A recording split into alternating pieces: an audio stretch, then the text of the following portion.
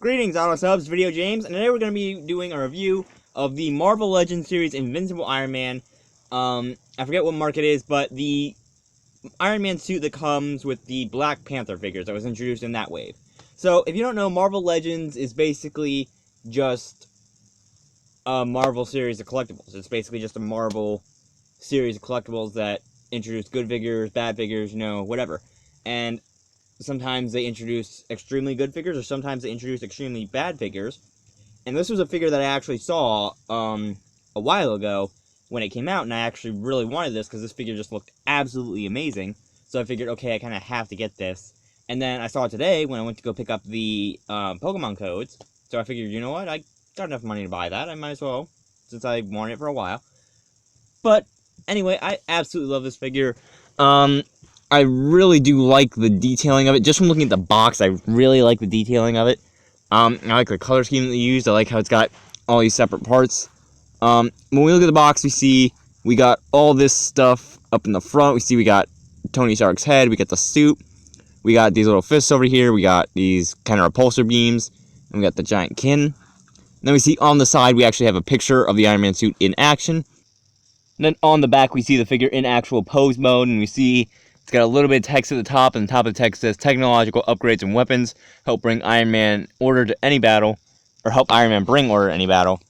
My mistake. And then we got a few other figures down here. We got Black Panther, we got Eric Killmonger, which I actually do like the Black Panther figure too. It looks very nice.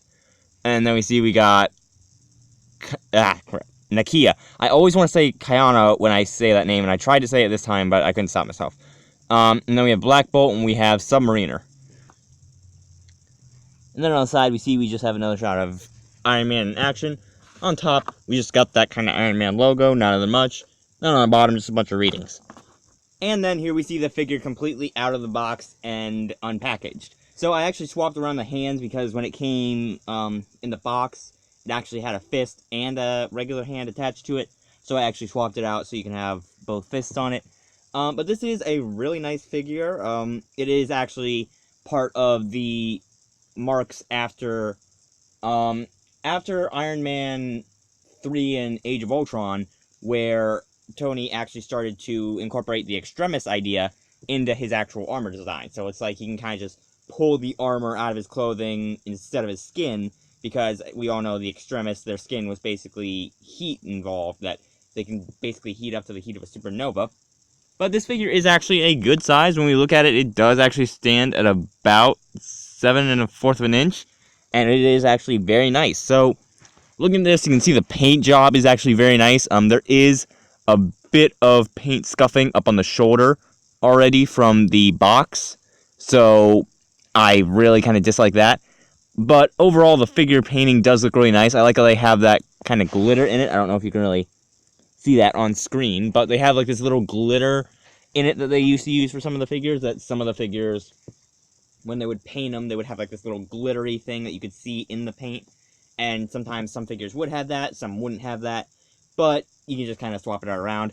I like the hexagon design of the arc reactor. I like the kind of face mold that they got, that it does look more kind of streamlined and more kind of fitted exactly to Tony's face. And we see that we have actually the feet are a little bit changed, that now we actually have toes almost.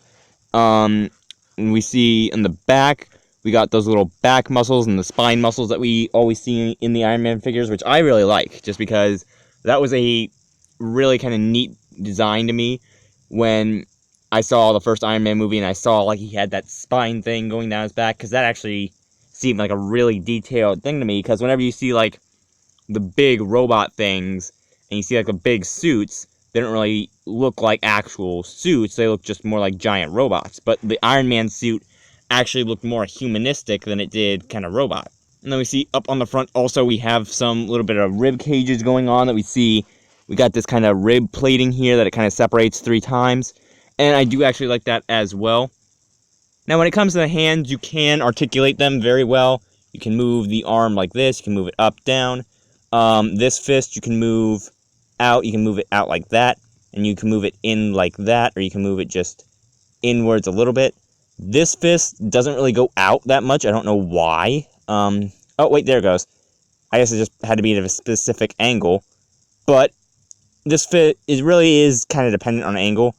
But you can do it with both hands. I guess you just have to be at the right angle. But you can kind of articulate them really good. The articulation of the arms is very nice. The articulation does actually extend to the shoulders all the way instead of just at the arms. So you can kind of just move the arms around any way you want them. You can kind of just have them positioned whatever way you want. I also like how underneath the arms, they have like this little silver paint, so it's not like red all the way through. That on the kind of inside we get this little silver paint, and we can actually see that up here too, underneath the neck, that it's not red underneath there either, that's also silver down there. And I like how the silver paint is also glossy, and it's not kind of just like a weird-ish kind of looking silver, like that kind of painted silver.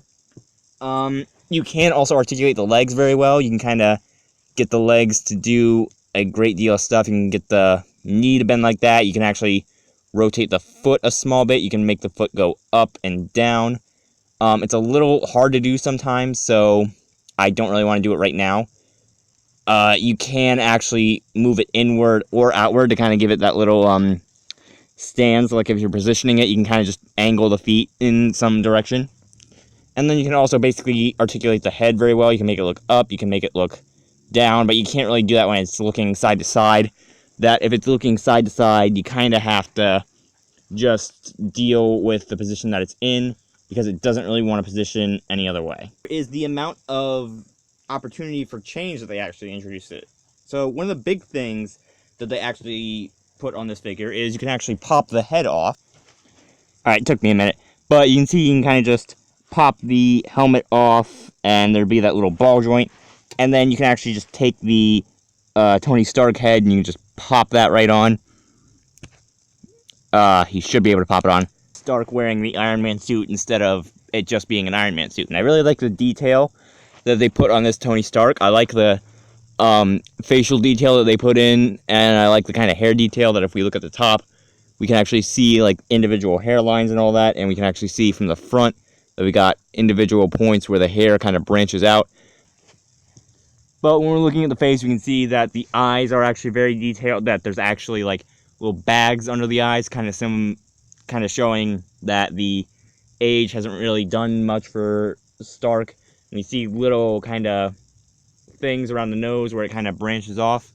We can see the ears that they put a lot of detail into, that this ear has really detailed carving as well as the other one. And we see on the back, we can actually see more of the continued hair swirls, and we can actually see some of them kind of going up into the top. Then, in addition to the helmet, you can also actually take off the fists and attach the hands. Now, the fists actually do come out fairly easier than the head. The head actually took a lot of effort to actually come off. But you see, we can kind of just pop the hands off right there, and then we just plop these ones in like so. There we go, got one, and then just get the other one in.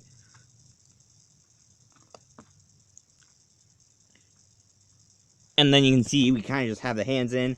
Now, oh, I actually put them in backwards.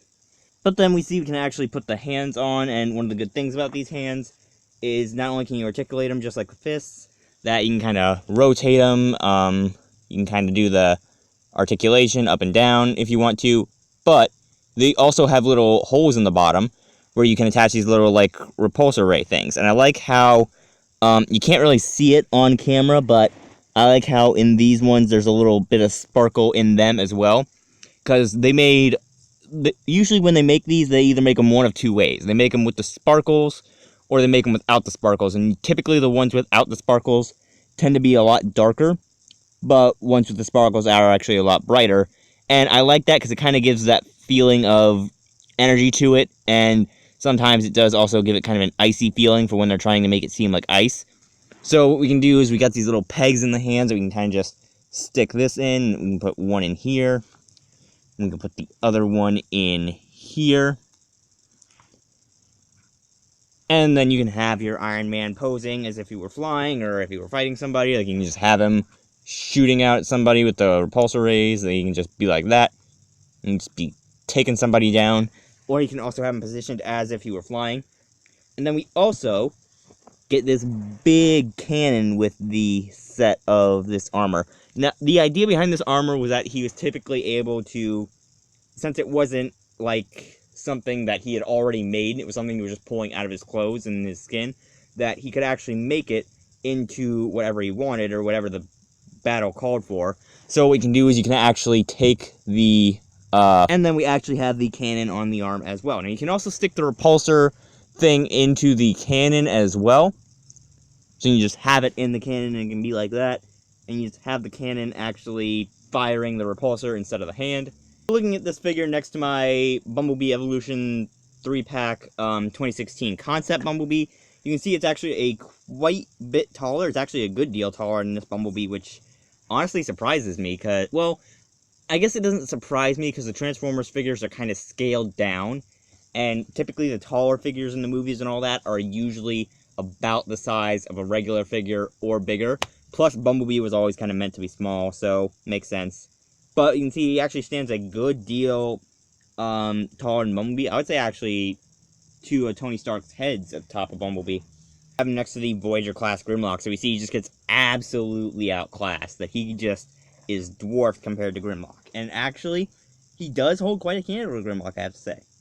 That Grimlock does still dwarf him by a considerable amount, but he's actually a good deal catching up to him. He's like the tallest figure I have besides Prime that's actually caught up to Grimlock. So yeah, giving this figure a rating, I would probably have to give it a 5 out of 5 because it is honestly one of the best Marvel figures I've seen in a long time. The paint job is very amazing, apart from the scuffing, but that was from the box, like I said. So it probably happened when they tried to get it in there, and they probably just scratched it, because when I opened the box, there was that scuffing there.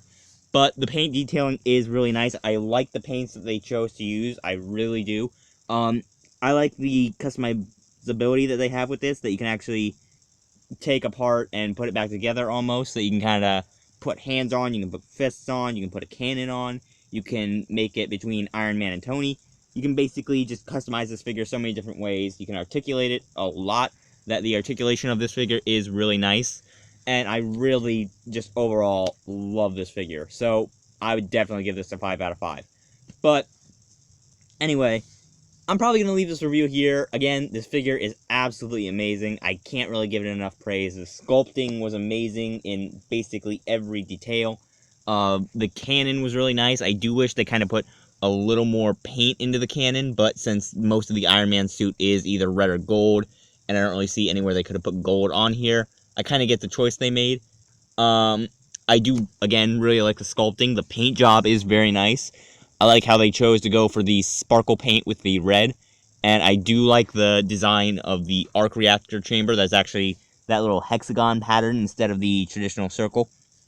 Or the triangle in some cases, because sometimes the Iron Man armor did actually have a triangle, like we've seen and will see in Avengers Infinity War, I believe. I believe the trailers for that one have shown Iron Man having a triangle symbol for the arc reactor in his armor. But anyway, I'm going to leave this review here. I will actually leave a link down in the description for you guys to actually go check out this figure for yourself if you want to, and if you actually want to buy it. So for now, I'm leaving this review here. If you guys liked it, you can slap the like button as always, and I'll see all you beautiful people in the next video.